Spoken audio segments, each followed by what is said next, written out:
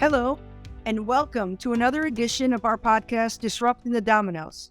I'm Arlene Limas, the CEO of Pain Prevention. That's proactive anti-violence education.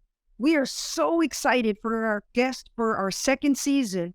Our next guest is incredible. They are a pediatrician in emergency medicine at Lurie Children's Hospital in Chicago, a professor at Northwestern University's Feinberg School of Medicine, with a research focus on injuries in children with an emphasis on differentiating abuse from accidental trauma, hundreds of published articles in really identifying how to keep our children safe from abuse. So please welcome to this episode of Disrupting the Dominoes, Dr. Mary Clyde Pierce. Welcome. Thank you. I'm excited to be on the program with you. I'm excited what you guys are doing. And I also am thrilled that we've met and we have some similar ideas and passions. So I'm very excited about this. Great. You've got so much going on. So I'm just right off the bat, thank you for being here. Thank you for being a part of this. And already thank you for just so many of the smaller conversations we've had about these topics. So before we get started, please just share a little bit, Dr. Pierce, on who you are, what you've been doing, how you got till today. Yeah, sure. I'm a pediatric ER doctor, and that's really where I've started seeing patients, right after I finished my residency and then especially training in emergency medicine. And then I started seeing patients, and I really quickly started noticing children that had injuries that were different than children that had injuries from accident versus children that had been physically assaulted. Children that were in violent homes, they actually behaved differently. They had injuries that were different. And I really hadn't studied this very much in med school, really at all. And the thing that was so striking to me is that many times these children had warning signs or earlier warning signs that people were missing. That was one of the things that really stood out to me. And the other thing that really stood out to me is that sometimes when these children would come to the ER, their demeanor would be different, or they would actually sometimes be withdrawn, or sometimes they would be overly excited to be there and want to stay in the hospital or stay in the ER. So this really stood out to me. And so my beginnings of my career started with a baby that had a femur fracture. The thigh bone, one of the largest bones in the body, was fractured. Turned out to be an abuse case. And I was really appalled at the lack of science that existed or didn't exist behind understanding how to tell the difference between abuse and accidental injuries. So that really launched a whole entire career path in a direction that I had no intention of ever going to, but you just follow what bothers you, right? And so follow what impassions you, or you follow what you care about, or you follow what you're joyful about. So this career path has allowed me to do all of those things, because once you actually can identify that child that's in an abusive environment or a dangerous environment, it's amazing what can happen if you give people the resources they need, or you help resource families, or you work with agencies in collaboration to try to give that child a better life or restore the health back to that child. So fast forward to many years where I kept just following the question and kept following the question. And we identified that, I started noticing that children that had been abused early in life often had health problems later in life. And a lot of people have noticed this. This is just, it's a well-known phenomena. And so I've always been obsessed with why. Like, why? If you can figure out the why, then maybe you can do something about it before they actually go into that trajectory. You can prevent what you can predict, right? And so trying to understand that has been really a passion that I've really had, ever since I've been in medicine, even probably before medicine, honestly.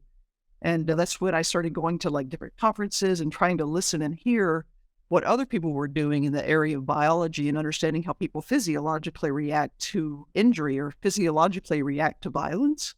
And that's where I really got excited, because your genes and the way we interact with our environment, phenomena called epigenetics, our genes get turned on or off according to what we're experiencing. And sometimes it can be a long-time experience or it can be a short-term experience, but that's how our body interacts with the world around us and our environment around us. And some of those very things that cause our epigenetics to actually turn on and then stay dysregulated are also the same things that are connected to all kinds of diseases later in life. And so that is important, but it's also exciting, because if we can see it early on, we can help children get back into a healthy state, or adults get back into a healthy state. We have epigenetics. It's part of our life. It's part of the way our fiber of how we interact. And so to kind of think about this differently, I call violence an environmental toxin. It's kind of like this clandestine environmental toxin that people don't really talk about or think about in a way that we should be treating it just like we would lead poisoning or anything else.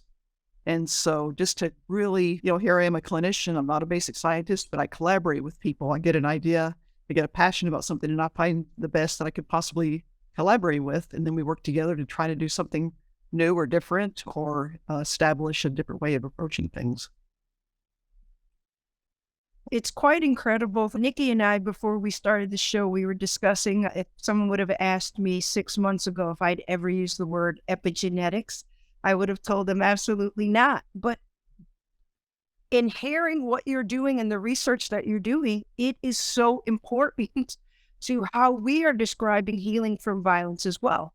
I mean, I believe that the type of training and the way we'd like to change workplace culture would allow people to not only react and be prepared to stand down a situation that may be violent, but it allows them to heal from violence as well. So this discussion, the discussions that you and I have been having about flipping these switches so that people can, I think the way you put it when we spoke was regain their resilience.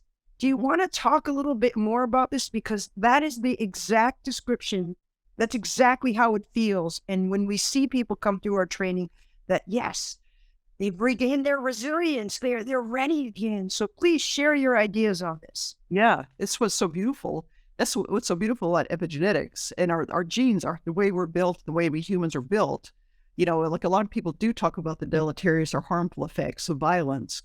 But in truth, we are made to be resilient. Humans are very resilient. Like animals help us resilience. They help us be resilient, And so the beautiful thing is that by understanding what causes us to sometimes go off the track or go off the rails or actually have ill health, or also the very insights that help us how to have good health and how to restore health or how to keep health. We know that some people are more resilient than others.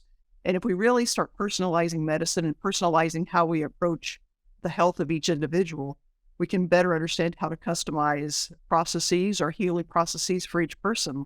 Like some people are more resilient than others. We know this. We meet people. We see that some people go through unbelievable things and are resilient, and other people have a harder time going through those same things.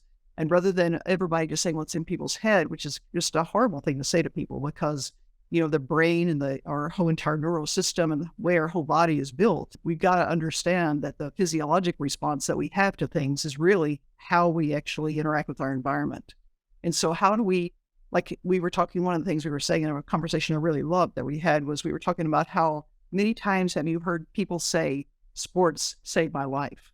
This football saved my life, or some sport, some kind of, taekwondo, whatever, these things, this not just a social event, but actually being able to do it saved our lives. I can say music saved my life, or sometimes a single person comes into our life and they have such a positive impact because they believe in us or give us such hope or strength that they really take us from one path that was really going to be an unhealthy path, and they could actually, in a sense, save our lives, Sure. So what is happening to us? We've talked about wanting to do some research and understand what is physiologically happening to us when we have these interactions, or when we actually are able to do music or our athletics, or what all of these things that we are able to take control of and work at and fail on and then succeed at and fail on and succeed at. All of those processes are some of the things that teach us also how to be resilient, but how exciting it would be to imagine like doing saliva or buccal swab and understand what that person needs to help them be more resilient, or understand if something's really helping them get back on a resilient track. Because once you can understand that, we can really help people find and be the very best person that they were born to be in the first place.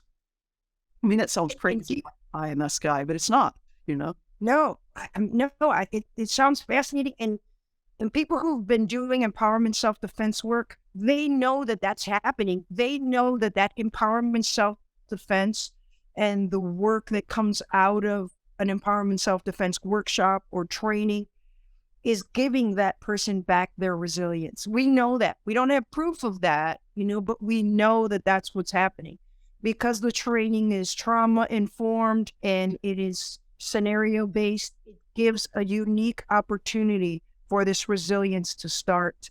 the Reclaiming Your Resilience to start. So I know that you attended our summit to reduce violence in the workplace, and this is what started this relationship. What did you think when you were there and heard some of the discussions that we were having? I'd love to have you share what you thought of the summit and what was going on there. Yeah, well, it was so different than any conference I've ever been to before, for sure, because it had people from all kinds of disciplines that I haven't normally interacted with. For one, I'm kind of used to more of a sterile world in a way, but it was such a rich environment of people coming from all different walks of life, all different types of professions, and talking about what they were doing or how they were actually no longer tolerating like a culture of like, not just violence. I mean, sometimes I think people think of violence as being a physical act, but I think the emotional violence and emotional control and demeaning, that is probably some of the greatest violence anyone can experience, or some of it can be equally as harmful for sure.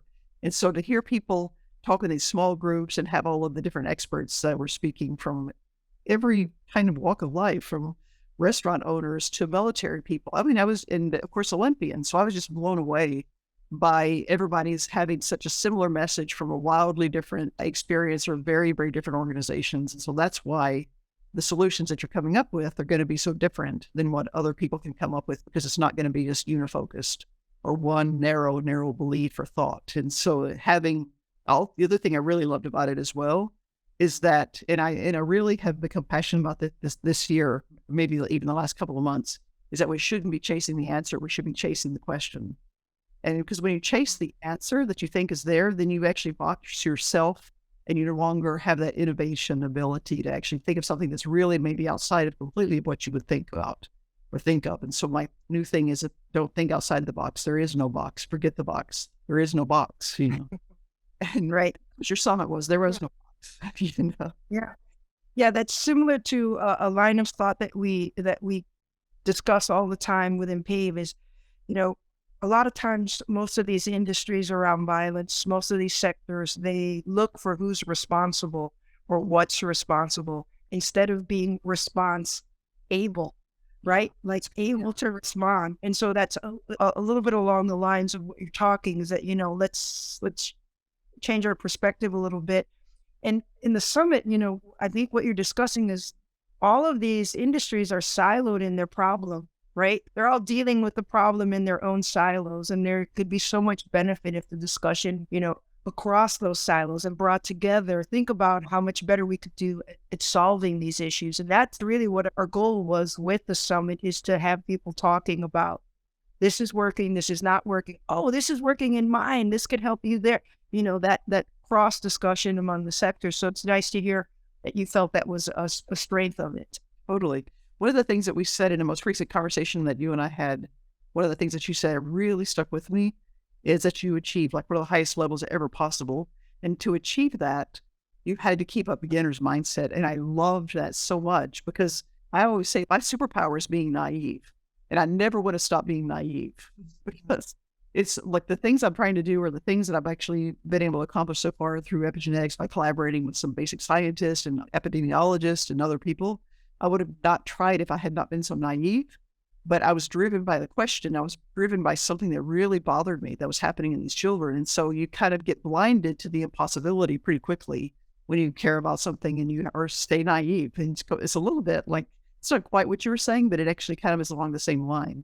Like keeping the beginner's mindset keeps you from actually boxing yourself or putting the rails up when in fact the answer is probably on the other side. Right. And just settling, right? I mean, I think around violence and violence prevention, we've just settled for so long. We've just convinced ourselves that it's just part of the job. If, you're a nurse and a couple times a week, you're pushed or grabbed or bitten, you know what I mean? It's just part of the job, or if you're, a woman in an office that your coworkers are predominantly men, it's just part of the job that you're going to deal with the inappropriate joke or, the inappropriate comment. We've just settled, and one thing I've been taught by my parents, and I get this impression from your background as well, is you don't settle. You don't ever settle. So I think we're at a crossroads as we come out of this pandemic that, we need to be reminded of all those things that were important to us when the pandemic started, like all these things that we embraced differently because of the pandemic, that we hold on to that now, that we don't fall back into that settling. I know that's what motivates me when I'm pushing PAVE forward. Yeah. In the medical community, especially in the physician medical community, they've been quick to dismiss things that are emotional and psychological. To a degree, it's true, and then some really great researchers in the 90s came up with adverse childhood experiences and looked at how adversity in early childhood was really highly linked and increased the likelihood of having problems later in life. And so looking at adverse childhood experiences, and I don't call them experiences, I call them environments, because for me, often it's not a single experience. When you really look at the totality of things, it's like the fabric of that family or the fabric of that community. So adverse childhood environments is where I think the damage really occurs. But then flip it, I'd like to flip things, because what if we take that into healthy childhood environments? And that doesn't just mean like a single, like it's not just a single act. Everybody has a temper. Everybody has a problem. It's not like we're trying to do some kind of like a utopia kind of thing at all. Stress is actually good for us. Like, can you imagine never being an athlete without applying any stress to your muscles and joints and such? It wouldn't work. You would be like me then. But it's really a beautiful thing to think about how we can take not adverse childhood environments, but take healthy childhood environments, be it by adding the structure of athleticism or structure of once you experience that kind of goodness, it's so much easier to recognize what you're not going to accept. But this is not an environment that's going to be okay with me. I'm not going to do this. We're not going to do this. We're not going to go this way, Right. So, and then having the ability, at first they measured it through just like questionnaires, but take those questionnaires questionnaires that lead to bad health. Now we take epigenetics and we look at not only what leads to bad health, but what can lead to good health. And you take it something that's more concrete. It's not more real. It's just more concrete. It's more understandable. Like people, when they see that these measures are going biologically, going right or going wrong. And then we actually look at workplace environments where it's actually unhealthy or adverse. And then we actually say, well, this has to change, because we're not going to let our families or our patients or our people that are in our business, we're not going to let them go on to have these health problems that are going to like really drive them into an early death. I mean, I don't want to be too dramatic, but the fact is it's true, Right. And not only, it's not dramatic, but we're also looking at a more productive employee, right? That's the extreme of an early death. But there was an approach that the Mexican national team took that I thought was incredible. Instead of selecting their national team, there was a portion of it of the win you're in. Mm-hmm. But to get to the win you're in tournament, they gave a criteria that was kind of tiered. Because if they had an athlete that was coming from a rural part of Mexico that never really had access to high-level coaching, that never really was on a successful team with a successful coach, but took fifth at the nationals, they identified that person should get more work. That person should have more access. Yeah. Now that's chills. That's just fantastic. Right. And they did things like did a massive nutritional overview. If some kids were, coming in fifth or sixth, but they had issues with their feet. So imagine, okay, if we could just fix this a little bit, who knows what's going to happen. It sparked for me like, wow, they were insightful about what is potential. Do you want this guy, this athlete who's got the best coach, the national coach, and a beautiful gym and a beautiful facility, has sports med, has all these things, and he's taking second? Or do you want the kid who's sixth, who has had none of that access? Where is that potential going to lead? And I think when we look at violence in the workplace and violence in general, it is robbing us of that potential. We don't even know what's there. There's so much there that we're missing out on. And that's what I see through a lot of your research and the things that you are trying to accomplish with your research is that what does that next generation look like? Yeah. Once we get your research out there and the things that you're doing out there, there's so much potential out there that we've missed out on and that we can have access to now. Right. In families, some families have a culture that most of us would consider to be violent, but if it's culture you've always known, it's not necessarily seen as violent. Same thing in workplaces, right? And what's interesting, like when you actually start explaining and families start seeing a different way, or parents sometimes when in abuse cases, when they start seeing a different way, or when they saw that epigenetics had been impacted a certain way, and they understood that it was actually having a biological impact on the child that was hefty in a negative way, it actually started changing their thinking about it and how they wanted to approach it, how they wanted to learn. They became open to learning a different way. They developed a beginner's mindset, I guess, Yeah. And then when that happened, parents started actually being more open to a different way. And then that ripple effect was a positive ripple effect. And so that's what's exciting and interesting as well, is when you start changing the mindset and understanding even what violence is, redefining it, rather than it being this huge high bar that we don't call something violent until people are stabbed or something crazy like that. Whereas many, many things happen way before that, or they never even happen. Yeah.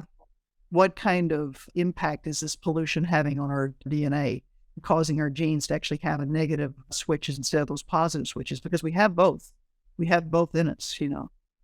Yeah. I mean, and that's what, it sounds corny, but that's what we talk about, disrupting the dominoes. And it's been this soapbox that I'm on lately, is that nothing happens in an instant. Very few things happen in an instant. Like right now it happens. There are so many things that lead up to that. And if we can stop it at microaggression number 2 or gaslighting event number 8, if we can catch it, if we could disrupt those dominoes beforehand, that changes everything.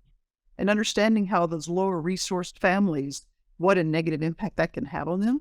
And so understanding it at a much higher level and a much deeper level about the potential that we can actually give and provide by actually preventing such low resource families from not having access to healthcare or to athletics or to musicians that can actually teach them. All of these things are, like we could have a measurable positive effect by actually changing how we think about this.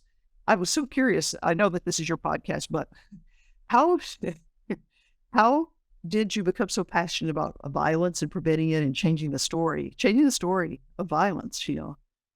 Well, for me, and I grew up in, at the time, one of the most violent areas in the city of Chicago. So it was something that I felt even at a very early age that my parents tried very hard to shield me from.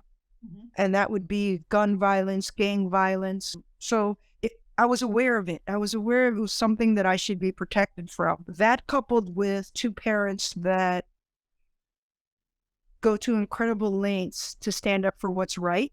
Yeah. So they were a great example in that sense. And then there was one event in particular that just really blew my mind. We were at a women's and girls camp at the Olympic Training Center in Marquette, Michigan. And we were there for a full week of training, and they brought in a guest trainer from Korea, fresh off the World Championships, good-looking, charismatic world champion, to run a couple of the workouts. And I noticed early on that a couple of the teenage girls were, kind of giggly, and they were like, oh, that coach invited us to our room and we exchanged t-shirts. So I said, hey guys, why don't you stay out of coach's room? And, he had asked them to change the shirt right there in front of him. And then a couple more days went on in the camp, and he had started paying a lot of attention to my roommate, my bunkmate for this camp. One night he came knocking on the door and asked her to step out. And it had been several hours into the night, and she returned, and she was bloody lipped and bloody nose, and she had been assaulted, she had been raped. What? And when we got to a point in our discussion that we should tell the camp administrators and the leadership for the camp, they really just kind of took her to the side, and you're such a Olympic hopeful, and are you sure you want to go public with this? And we're going to make sure he leaves the camp right away. Don't worry about it. And she agreed to all those stuff, but then really she disappeared. She just stopped competing, and it really struck me as unfair, and just really started my modern day push to advocacy to keep the athletes safer and stop these type of things from happening. So that's what really pushed. And then it made me notice more, like, okay, did that athlete disappear for that same reason? Did that athlete stop being able to make weight? Yep. Because of that same thing? And I saw a pattern. So it really led to a life of advocacy from that point on. And unfortunately, Taekwondo at the Olympic level was riddled with this type of predatory behavior. So it was a constant fight. Yeah, that's a very powerful story. Thank you for sharing it. I think that that's one of the areas I really feel very passionate about as well, because you see so many children when they're sexually abused, it can shut them down. Mm. And when they get shut down, it's not, again, people are saying, oh, they're just like withdrawn there. People kind of almost minimize it sometimes. You just need to get over it. It's fine, blah, blah, blah. But there's a physiologic thing that's happening to those children. And to be able to understand that and to actually address it, like I've told you before, I'm a breast cancer survivor, and one of the things I was so excited about when I got the diagnosis of breast cancer and the way they treated me, this was like in 2015, I was so stunned about how careful everybody was. I know that sounds silly, but everybody was like so careful to see exactly what kind I had and see if the treatment fit exactly. And then they followed me up for 5 years and they still follow me up. They still, like all of this very, very detailed focus to make sure that I had the best chance of being the best and surviving the, like complete cure and survival. And I just got so inspired by that, because what if we treated children that are exposed to violence the same way? What if we treated violence like cancer? I mean, why are we doing this? Why don't we okay, this happened. Okay, let's look at your epigenetics or other things as well. And let's follow your health. We're going to make sure we get you back on board. We're going to do what it takes. We got to understand how you're reacting to it, what your physiologic makeup is, because that's what we do with cancer, And then we're going to actually customize a treatment and we're going to follow you and we're going to actually make sure that you actually or your best self and this person that did this to you does not continue to haunt you or does not continue to cause you to have this physiologic outcome that is not your best. It can really destroy people's health, their potential, their livelihood, all kinds of things. And so this is not acceptable. But for us to just brush it under the rug, and I think sometimes it's brushed under the rug because it's often far more likely for females to be assaulted than males. Males are assaulted too, and they're also very quiet about it. It has the same horrible effect on males as well. And so for us to rather than as a society turn a blind eye to this, look at it bold in the face, not just like we would attack, cancer, not with shame, because people should be ashamed when they have cancer, not with shame, but what we're going to do with this, we've got you, Right. I mean, I can't even imagine. I mean, I hope that the work that PAVE is doing and being able to partner with people like you creates that plan of attack to this is what we're going to do to get you better, to get you to the best place that you could possibly be. I hope that really happens. I would like you to please share a little bit about this exciting app that you and your team have created. I think it's fantastic. Thank you for sharing it with me. So I'd love for our listeners to hear about this. Yeah. I mean, I'm very excited. It's a vision that I had with a couple of other many, many years ago. Like this is how long ago I kind of had this idea with Palm Pilot. At first with DOS, we had to do computers like that. Nobody knows. Thank goodness they don't, But, then it just kept going and kept going. And so we eventually got an NIH grant that helped us collect the evidence that was needed to populate the app I'll tell you about. And so we looked to see the differences in bruises from children being physically assaulted from violent acts against children versus those that had accidental injuries from just playing and fun things or accidents that really do happen. People fall or parents drop their children or whatever. Things really do happen.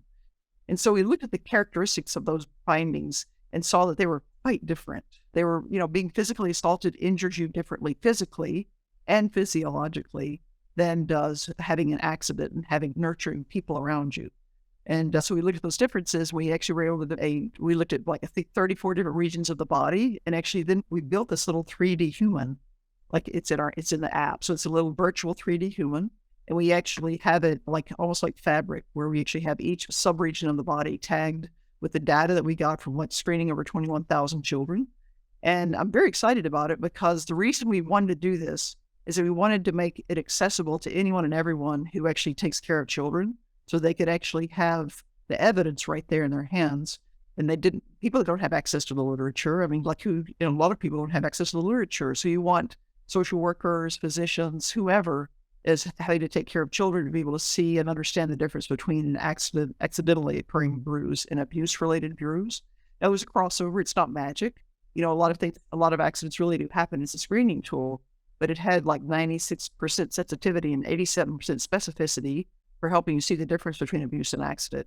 And in the app, you can actually click on what you're seeing on your patient. It asks a few more questions. Yeah. And it gives you the facts of the data so that you can make a decision on your own. You can see how many cases of that had this, like let's take angle of jaw, for example, because sometimes people, when they attack somebody, attack them around the neck or around the jaw. That's true for adults as well, with domestic violence survivors or those that don't survive. And so you have that, and it shows you how many times that occurred in young children from abuse and how many times it occurred from an accidental event. So then you have that data to help you inform your own decision making. But where I really see this going in the future, we're actually right now working on a fracture model. So fractures will be in there as well. So it'll be an injury plausibility app that helps you kind of like think through bruises, think through fractures, think through brain injuries, think through abdominal injuries.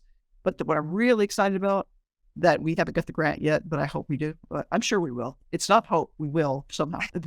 Where you can actually see when you have these certain physical findings that predict you're in a violent environment, that the fabric of your environment is violent, that then we know that we can discover if that predicts whether your epigenetics are already changing, just like with cancer treatment, right? So if we actually understand what's happening and we see it before it actually really gets, like recalcitrant, where it's harder to change, if we get to that point where we can see it early on, then we can know to do something, and we can actually put people into like what we need to do to help the family, to help the child, to help people recover their health, or if it's an adult. Adult survivors too. This works for anyone, because we all have the same mechanism, a machinery in our own bodies. So the app right now is just bruises. That was our first step. We actually already have a grant going on where we're going to put the fractures in there. We already have some data on epigenetics as well. So the vision is that this app that we have right now is like a living app, and we'll actually have it evolved to where you can actually touch on this little human. You can actually answer a few questions, and it'll give you probabilities and help predict which child has already possibly sustaining an epigenetic change. Then we can actually work with people to try to customize their treatment. That's in the future, though. I'm sorry, I keep making this. I thought it was pretty fascinating to run through it. It asks questions on where the bruising occurred, and then who the child was with at the time. Was it a delayed report? Or, I thought it was an incredible app, and I can see it saving a lot of children's lives, Dr. Pierce. So I hope you see that. I hope you see that value. Thank you so much. It's called, if you just look for LCAST, that stands for Lurie Children's Abuse Screening Tool, LCAST. And that's the easiest way to find it. It's a little bit hard to find. We have to come up with an easier searchable name, but this is our first go at it. Right. No, I thought it was incredible. So I'm going to ask this. It probably seems like a strange question, but did you ever see yourself as being part of the violence prevention movement? Because I believe strongly that you are. You are in this movement with us. Yeah. Well, thank you. Thank you for believing that too. And I didn't even see myself as being I'm kind of an accidental tourist in everything I've kind of done, actually. I mean, I started off, I didn't go to school that much. I was kind of a skipper, and I love music, and I was always into music. And so I was a music major at first, and I didn't see myself going that direction. And then when my dad was sick in the hospital, I became very interested in his diabetes and what was going on. And so I thought I would maybe study nutrition. I became interested in nutrition. And then I thought, well, let me just try the pre-med courses. Literally just following things that interest you was so critical. And I think that I was, when I look back at my own life and my own childhood, things that actually really touched me were certain children that maybe had been abused, or certain things that had happened to other children, or even, you don't know why something grabs you, or, something chooses you, but it does, And then when I started seeing those, some children when I was in med school that had been hurt or abused, it was like, you just can't get past it. And, some people ask me, they say, how could you, and people ask me all the time, how can you do this work? Children die from this. It is tragic. I've seen so many children, and, you come into the emergency department and they're full arrest. They die with some of these injuries. Or you have rape victims, babies and young children that have been raped, and it's hard to imagine how they're going to recover. It is hard. And people say, how can you do this? And, once you meet these children and their stories and you see the possibility of changing that story, how can you not do it? How can you not? And I hope that everybody listening to this podcast, it's like they just become passionate about how we can all prevent violence, because it is, how can you not do it? How can you not do it? Yeah. I don't think, it just touches all of us. Every single day, we're missing out on something. Yeah. Because someone is not being all they can be because of violence. That's just truly what I believe. So you've talked a lot about this incredible research and these incredible tools that you're creating for children, right? For young children. Do you see this really being able to cross over into adults, and how can those same skills be used to flip a switch for a survivor at the adult level? What are your thoughts on that? Yeah, 100% definitely. That's what's so exciting is that it's how our machinery, our genetic machinery works is through epigenetic phenomena. That's not just for violence, it's for like health, it's for like building your brain, it's for building your immune system, it's for all of those things. It's how we interact and act within the world. And so the research is very clear. It's not my area, but there are many, many researchers that do this all over the world that are very advanced in looking at adults and human and all kinds of biological responses to the environment and the social environment as well, like social determinants of health and the physiologic response to what's happening. So yeah, absolutely. There is always hope. There's always the ability. They used to think that the kind of human we build and the way we actually respond to the environment, it became more and more fixed after age 6 or 7. And they don't think that anymore at all. It's like really we have an epigenetic response to what is going on in many ways, all the way up until we're dead, maybe after. And so that's exciting. Maybe it's a little harder. It's a little harder for me to learn languages right now too, but things take a little bit more energy, a little more effort, and it's true biologically as well, but it's always true that we can actually recover from something, or we can actually heal from something, or we can have an emotional set point or things that can help us get our epigenetics back in order, so to speak.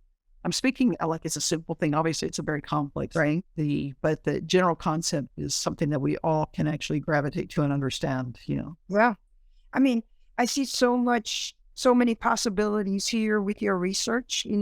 What impact does restorative justice have on our epigenetics? Is that switch flipped if I can have a discussion with someone who's wronged me? Does that help my healing process? Does that give me back my resilience or help me move at a quicker pace? It's just fascinating to me, Dr. Pierce. So I'm so happy that you indulged me in all these thoughts.